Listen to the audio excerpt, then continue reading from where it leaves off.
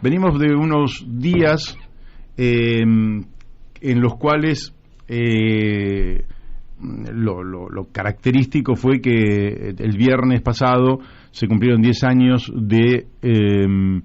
38 años del regreso a la vida democrática en la Argentina, 38 años ininterrumpidos de vida democrática, con sufragio universal, con elección de las autoridades nacionales, provinciales y municipales, y esto es algo que había que celebrar, y se celebró. Lógicamente que se celebró en un contexto donde nos dejó muchas dudas el compromiso con la democracia y con los derechos humanos. Lo digo con todas las letras. ¿Por qué? Porque en realidad si íbamos a celebrar los 38 años de vida democrática, era lógico que se celebre con todos los colores políticos que hay en la Argentina. Es decir, la vida democrática se constituye sobre la base de la diversidad democrática, sobre la base de que todos construimos de una y de otra forma, mayorías, minorías, en fin, todos, hasta el pelo más delgado hace su sombra en el suelo, decía Martín Fierro, de manera que debió haber sido una fiesta de todos, y fue una fiesta del oficialismo, de manera tal que ahí no pudimos plantearnos que la verdad que fuera una fiesta como hubiera correspondido. Pero dicho esto, y quedando en el tintero un montón de otras cuestiones, quiero señalar que ya estamos en contacto con nuestro primer invitado en el día de hoy, Juan Manuel Casela, Cachi Casela. Muy buenos días, Cachi, ¿cómo te va? Muy bien, por suerte, gracias por llamarme. ¿Cómo están ustedes? Bien, y para nosotros te llamamos porque nos resulta un gusto realmente y una fuente de aprendizaje charlar contigo.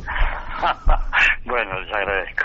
Bien. Bueno, yo estaba comentando porque nosotros el viernes tenemos programa también, pero justamente se superponía, porque es a la tarde, con lo que fue la fiesta de la democracia, ¿verdad?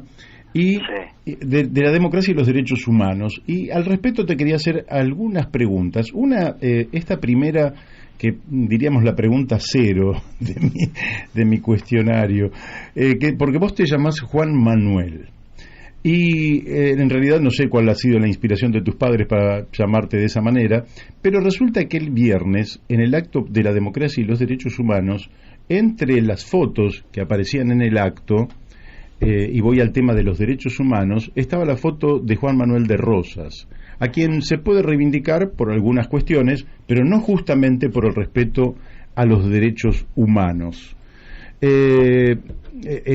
Cuyas violaciones son absolutamente conocidas, están documentadas y, bueno, pueden pertenecer a otra época, no es cuestión de revolver la historia porque sí, pero ¿qué impresión te causó, si es que la viste, la foto de Juan Manuel de Rosas en el Día de los Derechos Humanos? Bueno, primero una respuesta anecdótica. Yo me llamo Juan Manuel, no por Rosas, sino porque mi abuelo se llamaba Juan. Y el hermano mayor de mi abuela, Manuel. Mira. Mi abuela nombró a su hijo, a mi padre, Juan Manuel, en homenaje a su esposo y a su hermano mayor, que la había criado, porque ella había quedado huérfana de chica. Y por lo tanto, Juan Manuel, mi nombre de Juan Manuel es la reproducción del nombre de mi padre, que a su vez estaba motivado por lo que te acabo de decir. El padre de él y su tío. Esas son las razones. Bien. En cuanto a que... digo lo siguiente, yo no tengo ninguna duda que el gobierno de Juan Manuel de Rosas tuvo rasgos autoritarios e incluso graves violaciones de los derechos humanos, como es de dominio público, por su carácter represivo, por la acción de la mazorca, por cosas que están en la historia. Tal vez tengamos que tener en cuenta que el contexto no era el de hoy. Por lo tanto, este concepto de derechos humanos, tal como lo manejamos nosotros, no era una cosa habitual en aquella época. Correcto. Pero de cualquier manera, es obvio que el autoritarismo agresivo fue una característica del gobierno de Rosas. Por supuesto, a Rosas se lo puede caracterizar como un hombre defensor de la soberanía frente a Francia e Inglaterra. Yo también, y lo hice públicamente cuando era diputado provincial, suelo caracterizar a Rosas como uno de los cofundadores de la oligarquía terrateniente en la Argentina, porque entre Rosas y el general Roca crearon lo que después fue la oligarquía terrateniente argentina, le dieron espacio, le dieron propiedad, le dieron vigencia. de manera que Rosas defendía la soberanía, pero también defendía la soberanía entendida como la defensa del patrimonio de muchos propietarios importantes, entre los cuales estaban sus primos hermanos, los Anchorena, que en algún momento fueron dueños de 500.000 hectáreas en la provincia de Buenos Aires, 50 kilómetros de costa del río Salado. De manera que pongamos la cosa en su lugar. Ahora, que el peronismo puede concebir a Rosas como un defensor de la nacionalidad. Un sector del peronismo puede tener cierto respeto por un gobierno autoritario, porque hay una vertiente peronista que es claramente autoritaria, pero desde el punto de vista de la vinculación con los derechos humanos hay otras muchas figuras que se podrían invocar y no Rosas. Claro.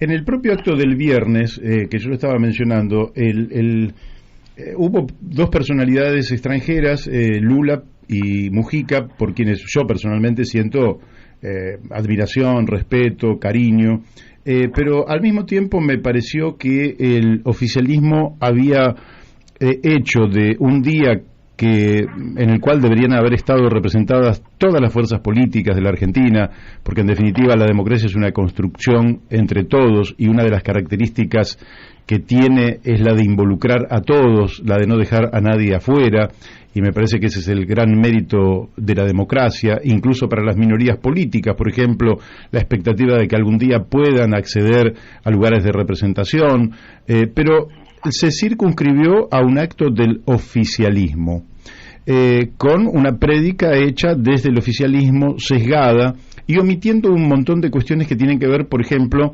con algo que es muy caro a los argentinos, en particular a los radicales, porque el 15 de diciembre, apenas había asumido Alfonsín, allá por el 83, él emitió el decreto a partir del cual se iniciaba el juicio a las juntas de los comandantes y a las juntas militares, y 2 años después íbamos a tener el nunca más de Estracera. Eso fue omitido. ¿Qué te pareció un acto tan sesgado en aspectos tan esenciales? Yo no tengo ninguna duda que el kirchnerismo tomó la decisión táctica de aprovechar el tema de los derechos humanos desde el punto de vista político, competitivo, digámoslo así. Invocar los derechos humanos como una forma de aproximar sectores que los defienden, que se distinguieron por su defensa, sin que tuvieran ellos antecedente alguno en ese camino. Vamos a ponernos de acuerdo. Esto lo digo con conocimiento de causa porque yo era presidente de la Comisión de Defensa en la Cámara de Diputados a partir del 10 de diciembre del 83, cuando Alfonsín tomó la decisión que vos acabas de mencionar. En ese momento el peronismo había reconocido a través de su candidato la validez de la ley de autoamnistía dictada por los militares. Ojo que no estoy condenando a Luder. Luder, sí. Desde mi punto de vista, Luder era un hombre honorable, pero simplemente el peronismo decidió reconocer la validez de una ley que nosotros, los diputados de aquella época, diputados y senadores, por supuesto, declaramos nula de nulidad absoluta, de tal manera que quedó sin efecto. En segundo lugar, el peronismo se negó a integrar la CONADEP. Y en tercer lugar, el peronismo terminó indultando a los que habían sido sancionados por la justicia civil independiente. De manera que vamos a poner las cosas en su orden, tal como sucedieron históricamente hablando. Me parece bien que más adelante, viendo el proceso con perspectiva, el peronismo decida que estaba equivocado y que debía acercarse, debía aproximarse, debía incorporarse a la defensa de los derechos humanos. Pero como vos decís, la defensa de los derechos humanos es una cuestión universal. Involucra a toda la sociedad argentina.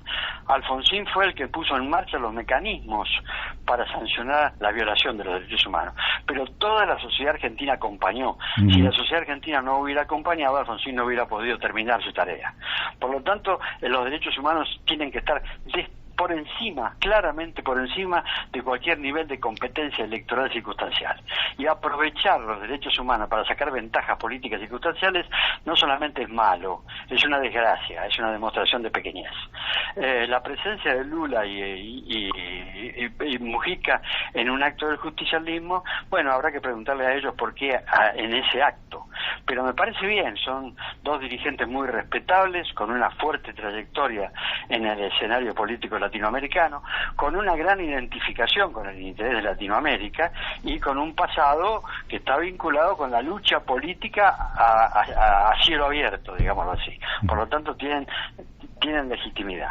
Pero lo que no es legítimo es pretender aprovechar un concepto como el de derechos humanos con un criterio especulativo, con el deseo de apoderarse de un tema que de ninguna manera debe ser patrimonio de una facción.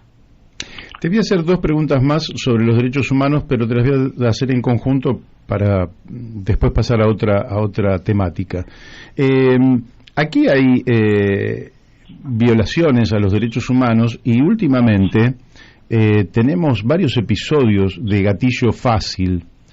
Está el de Luciano Olivera, que creo que es el último, ¿verdad? Este joven de 16 años asesinado en Miramar. Tenés lo que pasó con Lucas González hace pocos días atrás también, este chico que venía también, otro deportista, venía de practicar con sus amigos, los persiguieron, los balearon y asesinaron a Lucas de 17 años. En San Clemente del Tuyú fue asesinado Alejandro Martínez, que fue maltratado, torturado, y hay pruebas sobre la violencia física que se ejerció sobre él, incluso con patadas de borceguíes. Todavía tenemos fresco lo que pasó con este chico durante la etapa de la cuarentena y la pandemia, Facundo Castro, y seguramente estoy omitiendo un montón de otros nombres. ¿Qué pasa lo otro que te quería decir era el tema de los derechos humanos desde el punto de vista social, pero por ahora me detengo en este asunto. ¿Cómo ves esta cuestión represiva, delictiva prácticamente, que se produce a partir de las fuerzas de seguridad y que realmente son manchas tremendas y dolores enormes para esta democracia? Bueno, efectivamente, ¿cómo veo la cosa? A mí me parece que el sistema de seguridad en la Argentina es un agujero negro que no termina de solucionarse. Porque pasamos de la complicidad a la represión indiscriminada. Porque pasamos de no hacer nada a matar gente sin sentido. Caemos en el gatillo fácil y terminamos matando jóvenes cuyo mayor delito puede haber consistido tal vez en un acto de indisciplina personal o en alguna mala contestación a un vigilante. Es obvio que en ese sentido la sociedad argentina tiene un montón de reclamos que efectuar al Estado, porque la seguridad debe ser monopolizada por el Estado, y en un régimen democrático ese monopolio debe ejercerse dentro de la ley, con el necesario equilibrio que implique garantizar la seguridad del hombre común y al mismo tiempo garantizar esa seguridad sin violar los límites legales. Nosotros estamos acostumbrados a la omisión total, que permite hablar, por ejemplo, de zonas liberadas, con complicidad policial, por supuesto, y por el otro lado, al gatillo fácil, cuyos ejemplos vos acabas de señalar, ejemplos de inmediata ocurrencia. Todo este conjunto de menciones está vinculado con hechos que sucedieron hace poquito. De manera que acá hay un tema enormemente complicado que no estamos afrontando como se debe. Creo que en el plano político hay poca gente que se pone a estudiar los temas de seguridad en Argentina. Creo que en el ámbito político el tema es incómodo y por lo tanto los partidos no queremos asumirlo como deberíamos asumirlo, y mientras no tengamos una tarea de estudio real acerca de cómo afrontar esa cuestión, cómo afrontarla desde el punto de vista material, cómo afrontarla desde el punto de vista legal y cómo afrontarla desde el punto de vista cultural, tenemos que avanzar en ese sentido, porque si no, no la vamos a solucionar. Quiero decir una última cosa. Ojo que siempre aparece el mensaje de la mano dura. La sociedad argentina se siente insegura, el hombre común de la Argentina se siente inseguro, inclusive y tal vez con más profundidad en los sectores de menores ingresos, porque son los sectores de menores ingresos las personas que viven en zonas geográficas de la ciudad donde es mayor el nivel de inseguridad. y eso puede lleva en algunos casos, en muchos casos, a ofrecer la respuesta de la mano dura como receta para evitar la inseguridad. Nosotros tenemos que denunciar claramente que el concepto de la mano dura no es otra cosa, no es más que agregar inseguridad al nivel de inseguridad que ya tenemos, agregar arbitrariedad a la forma arbitraria de tomar decisiones que en ciertos casos estamos viendo.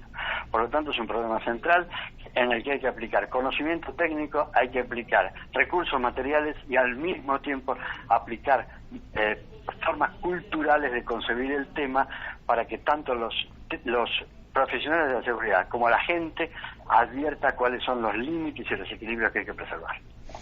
Bien, y lo último referido a este tema, a derechos humanos, pero ya cambiando también el perfil que te lo había adelantado, una de las frases más recordadas de Alfonsín es que con la democracia se come, se cura y se educa, que tiene que ver con, le estaba dando en aquel momento a la democracia no solo el carácter de la técnica del sufragio universal, el perfil institucional que evidentemente la República representa para una democracia un formato muy adecuado, sino que también le está dando una dimensión social, es decir, un contenido ético a la democracia.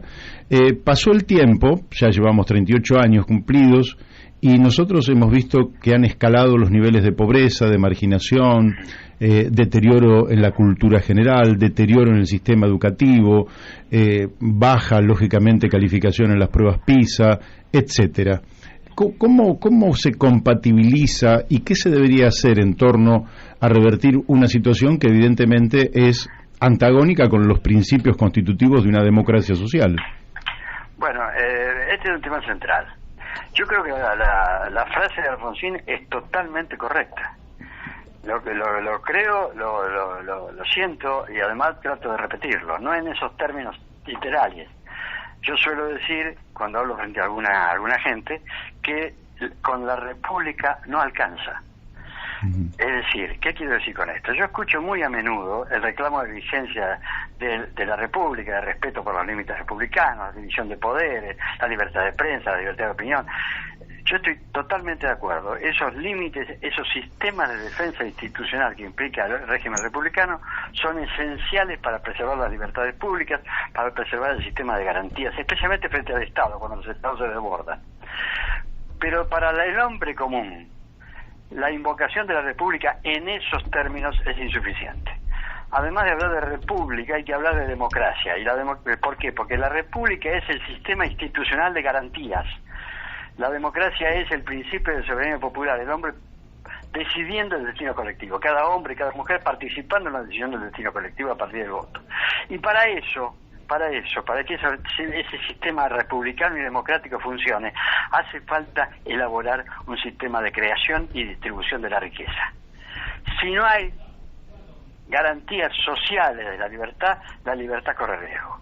Por lo tanto, quienes invocan la República sin invocar conceptos sociales simultáneamente están olvidando que la desigualdad y la exclusión son claros atentados contra la libertad. No solamente contra la calidad de vida, sino contra la libertad. Cuando hay gente que queda fuera del sistema, cuando el 50% de la población argentina vive en la pobreza, cuando el 70% de los jóvenes viven en la pobreza, cuando hay un 25% de jóvenes argentinos que no estudian y trabajan, todo el sistema está corriendo riesgo. Y dentro de ese sistema, el sistema de ejercicio libre del pensamiento y de la palabra. Por lo tanto, ojo con ese asunto. La incorporación de los elementos sociales al concepto de república es esencial. Y esos elementos sociales pasan por la calidad material de vida. Esto significa que la República Argentina tiene que tener un sistema que defienda los derechos, pero en esos derechos debe incluir el derecho a una calidad de vida material adecuada, un nivel de igualdad relativamente parejo y por lo tanto un acceso a los bienes materiales que sea adecuado para garantizar esa calidad de vida. Para eso hay que generar un sistema productivo que produzca los bienes, que los que lo genere. Pero a partir de la generación de los bienes, luchar contra la concentración del ingreso, luchar por la integración social, luchar contra los privilegios, luchar contra las desigualdades deliberadas o buscadas por vías oblicuas. Es decir, darle a la sociedad la respuesta de justicia en el campo social que debe tener. Ojo, que esto hoy es un grave problema, si vos me permitís que te diga, no solo por las cifras de pobreza, las cifras de exclusión social son dramáticas, pero además porque el partido que nació para garantizar la justicia social, que fue el peronismo, se ha inficcionado de clientelismo. Lo que yo percibo es que hay muchos dirigentes justicialistas, básicamente en el Gran Buenos Aires, que piensan que la pobreza les conviene porque les otorga voto cautivo. Y eso es exactamente lo contrario de lo que la justicia social implica. Y pruebas al canto. El segundo candidato a diputado nacional del justicialismo, de Frente de Todos, mejor dicho, el doctor Goyán, ex ministro de Salud, dijo públicamente que para ganar las elecciones hacía falta poner platita en el bolsillo de la gente. Eso es lo opuesto a la justicia social. Eso es pleno clientelismo. Y por lo tanto hay que tener cuidado con esas deformaciones, porque en lugar de mejorar vamos a empeorar por esa vía.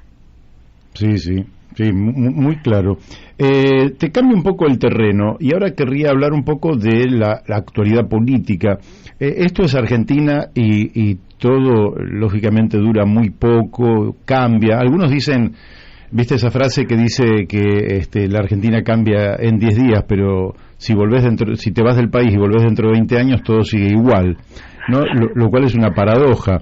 Pero cuando termina la elección primaria de las PASO, el 12 de septiembre, se generó una idea de que el oficialismo entraba en crisis, no solo había perdido electoralmente, sino que había una carta de Cristina que lo llevaba a una crisis, aquella situación con los ministros, etcétera, al tiempo que amanecía una oposición que había resuelto su conflictividad interna civilizadamente a través de las PASO y amanecía como consolidada. Pasaron 2 meses, los términos no cambiaron demasiado, se redujo un poco la distancia entre el oficialismo y la oposición, pero ganó la oposición y se produce un escenario en el cual el oficialismo celebra haber descontado una diferencia y dio la impresión de que afloraron una serie de contradicciones dentro de la oposición, crisis que tienen un fundamento práctico en la Unión Cívica Radical, con esta división que se produce no a través de un tema que involucre el interés de la gente, que son los cargos parlamentarios, y se produce esa crisis y dio lugar a como que las cosas hubieran cambiado entre el 12 de septiembre y el 14 de noviembre. Hoy, ¿cómo estás viendo esta dinámica del campo político entre la principal fuerza del oficialismo y la principal fuerza opositora? Lo estoy viendo con temor y encontré sensaciones. Primero, temor por el sistema, por la solidez del sistema. En segundo lugar, por molestia, por lo que considero una actitud de defensa del interés personal o sectorial por encima del interés colectivo. Y en tercer lugar, por preocupación en razón de la falta de calidad del debate político en Argentina.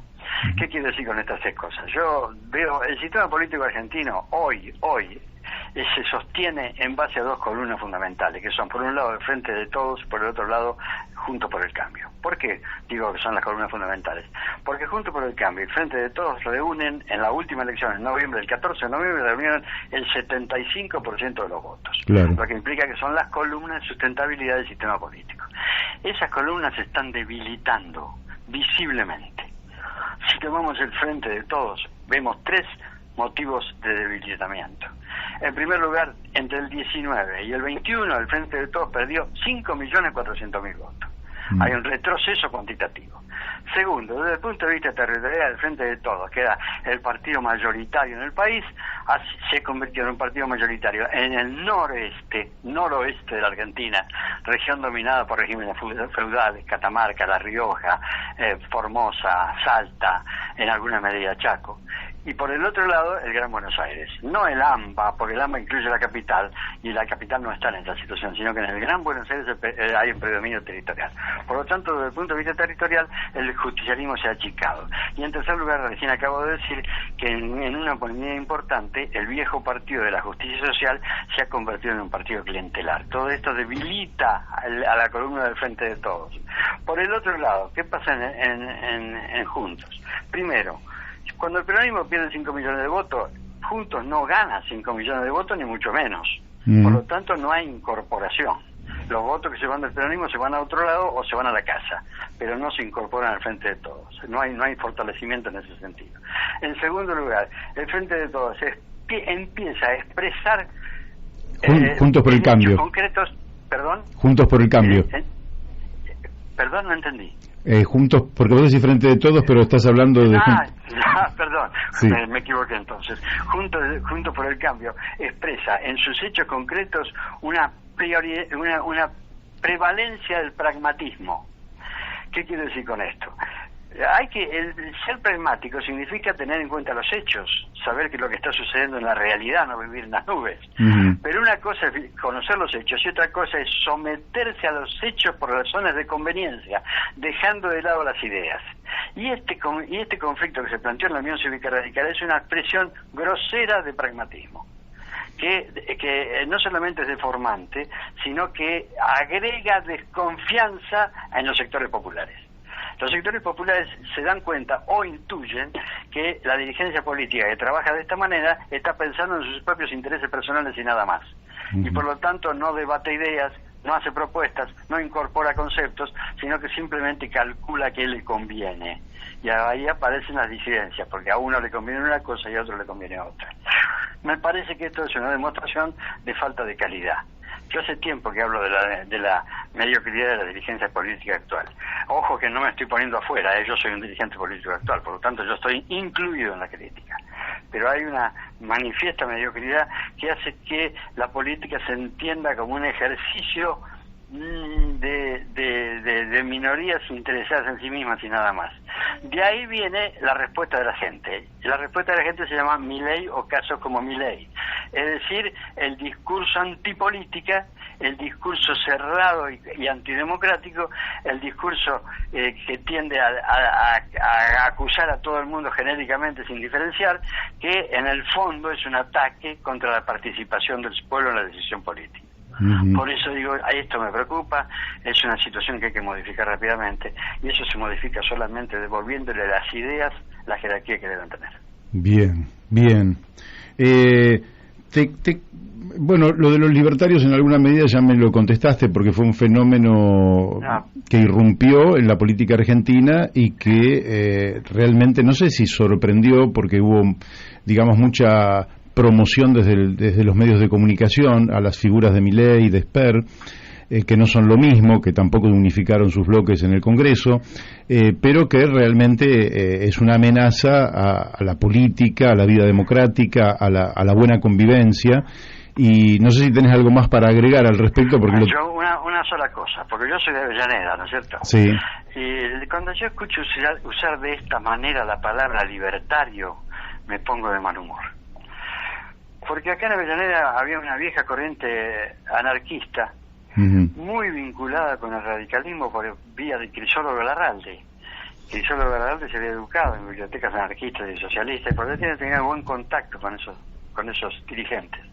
Ellos se llamaban libertarios, porque adoptaban una actitud de defensa de la libertad frente a lo que creían el predominio de los sectores privilegiados en la economía y por otro lado por el Estado, querían sentirse libres de esa presión.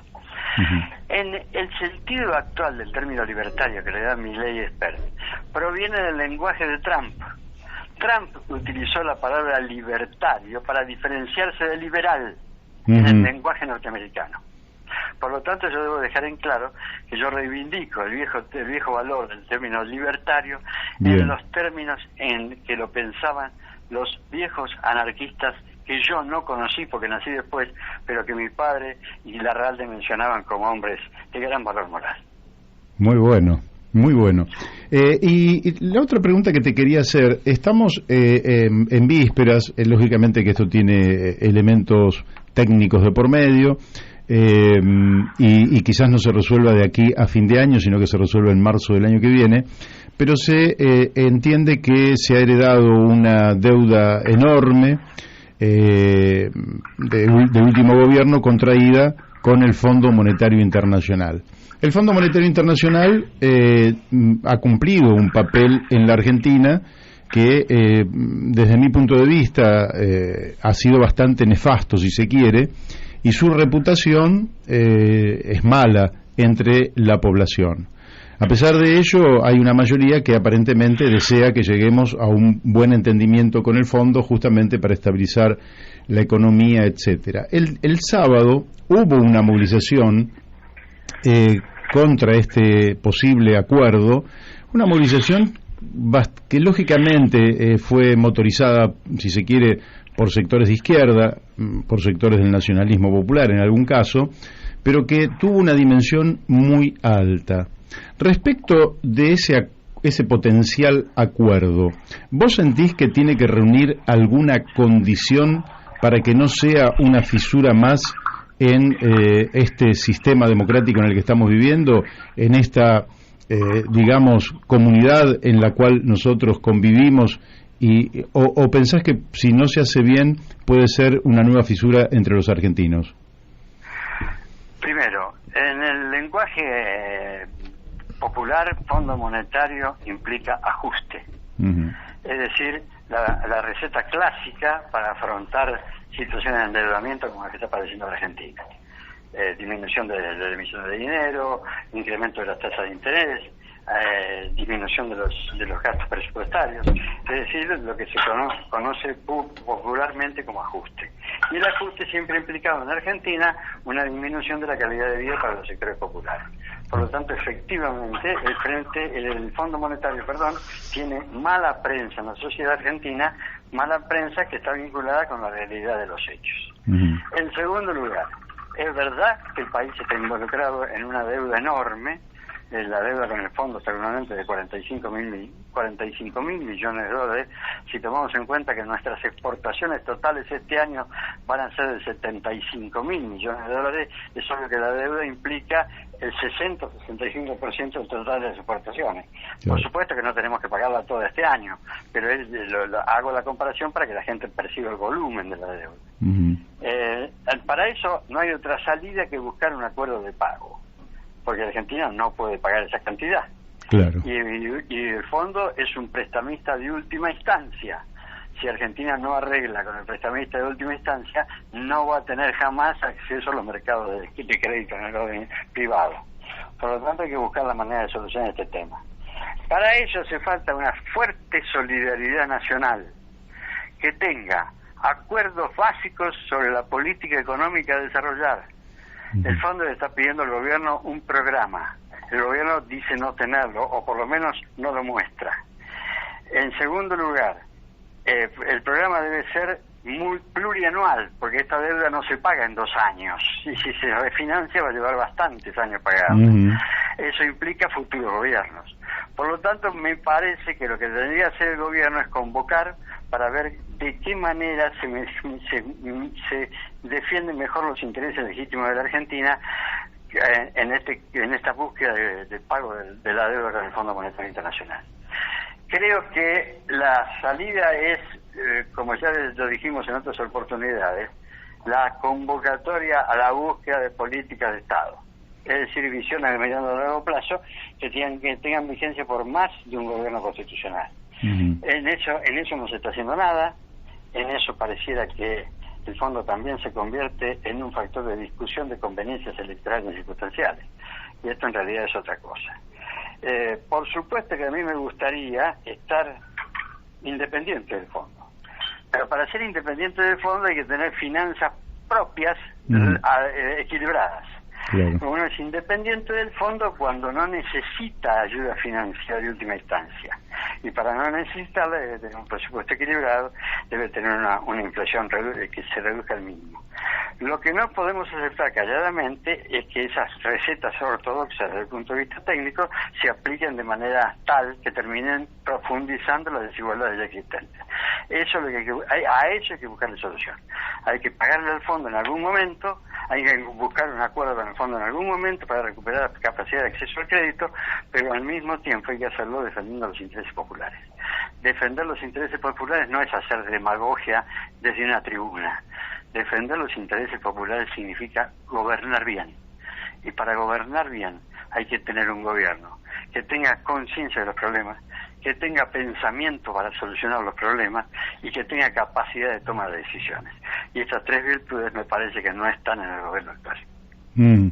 Bueno, te hago la última pregunta. La última pregunta tiene que ver con que hoy es un nuevo aniversario del Día del Petróleo. Y la cuestión, vos has planteado la necesidad de acuerdos básicos, lógicamente en áreas que sean estratégicas. Una de esas áreas podría ser la económica, como bien decís vos, otra podría ser la de seguridad, por ejemplo, donde efectivamente debería haber grandes consensos, y otra debería ser la energética. Y hoy, que es el Día del Petróleo, uno tampoco en el área energética ve una planificación orientativa hacia dónde va la Argentina. ¿Cómo estás viendo vos? Yo sé que no es tu especialidad y quizás no correspondería la pregunta, pero sí en un marco más general, ¿cómo ves la ausencia total de planificación hasta en lo más mínimo en la Argentina y lo que esto representa en la práctica, que es la improvisación permanente? Bueno, realmente es un desastre, eso es un desastre. La falta de plan. Además de la falta de plan, la manifestación pública y casi orgullosa de que no tienen plan, que no necesitan plan. El camino de la improvisación es el camino del fracaso tras fracaso tras fracaso, porque si no se tienen ideas claras acerca de dónde vamos, nunca vamos a llegar a un puerto. Si no tenemos punto de destino en el horizonte, nunca vamos a llegar a ningún lado. En el campo energético, yo no soy un especialista, ni mucho menos, voy a repetir lo que he leído nada más, pero en el campo energético la Argentina tiene potencialidad. Claro. Vaca Muerta es una expresión de potencialidad. En segundo lugar, además de esa expresión de potencialidad en el tipo de energía clásica, la energía extractiva, el petróleo, el gas, tenemos la posibilidad de desarrollar con enorme potencialidad las energías alternativas, el viento, el sol. En la Argentina existen esos recursos y hay que programarlos, organizarlos y ponerlos en marcha. Se ha intentado hacerlo, en alguna medida se logró, pero esto debe ser una acción sostenida y constante. Y en tercer lugar, es obvio que si no se tiene energía va a ser difícil incrementar el Producto Bruto, porque la industria funciona en base a la energía. Y por lo tanto, orientar o resolver el problema de energía es un argumento sustancial para que vengan inversiones en materia de producción concreta, de producción real, de la economía real, como decía Robert Carranza. Esto es lo que me parece que debemos hacer. Pero esto depende de un acto de voluntad política. Y depende además de superar la etapa de los negocios. Acá hay demasiados dirigentes cuyo primer objetivo es enriquecerse. Y eso los lleva a priorizar los negocios privados por encima de las necesidades públicas. Ojo con ese asunto, porque si además de la crisis de la inflación, del déficit presupuestario y del estancamiento que afecta a la economía argentina desde el 2011 y que impulsó la recesión a partir del 2018, agregamos el costo de la corrupción, estaríamos realmente en la peor situación posible. Bueno, Cachi, por hoy te agradecemos muchísimo la amabilidad que has tenido de prestarnos tu tiempo y darnos tus respuestas, opiniones y conceptos, y desde aquí te mandamos un abrazo y te deseamos felices fiestas y que empieces bien el 2022. Yo les agradezco a ustedes, les retribuyo los deseos y quedo a disposición, por supuesto. Buenas tardes. Buenas tardes, muchísimas gracias. Bueno, hemos hablado, ustedes lo han escuchado, con Juan Manuel Cachi Casela, con conceptos muy claros, y que expresa una de las líneas del radicalismo que que desde mi punto de vista, de las mejores líneas que tienen que ver con la defensa de la democracia social, un concepto integral de la democracia, y como él bien nos explicó, no circunscripto a la República, porque muchas veces detrás de la defensa de la República que le escuchamos a algunos dirigentes se esconden intereses espurios, y en este caso no es así. Una escala de valores en la cual una generación de políticos bien formados tenía criterios. Yo creo que, en fin, ha pasado algo, quizás en la Argentina y en el mundo, no solo en la Argentina, donde las escuelas de formación política se han deteriorado, quizás porque la propia revolución informática nos haya llevado a no tener esas escuelas, que esas escuelas formadoras con no solo filosofía política, sino al mismo tiempo en el abordaje de los temas concretos iban formando camadas de dirigentes en capacidad de asumir los destinos del país desde una óptica moral, ética, pero también técnica. Me parece que vaya a saber por qué, eso será análisis de otra oportunidad. Hoy hay un deterioro en la dirección política del Estado. Se lleva a la dirección política del Estado a personas que no tienen preparación. Por ahí una modelo muy linda, muy atractiva, se transforma en senadora de la Nación, y está bien porque no hay ningún tipo de proscripción absolutamente hacia nadie, pero también un cómico puede terminar siendo muy representativo y ganar elecciones, también un automovilista, un cantautor, está todo bien, un deportista, pero en última instancia uno reclamaría que quienes llegan a la dirección del Estado sean personas formadas en el plano político, de manera que cuando lleguen tengan idoneidad para cumplir la función pública, y al carecer de idoneidad cuando se llega a la función pública, aunque se tengan los votos, lo que va a ocurrir es este descenso de la Argentina en prácticamente todos los campos, desde el educativo, cultural, tecnológico, científico, productivo, etcétera, etcétera. Bueno, es un comentario previo a la tanda de la radio, a la cual ya vamos, y después vamos a estar hablando con Héctor Polino, el representante legal de Consumidores Libres.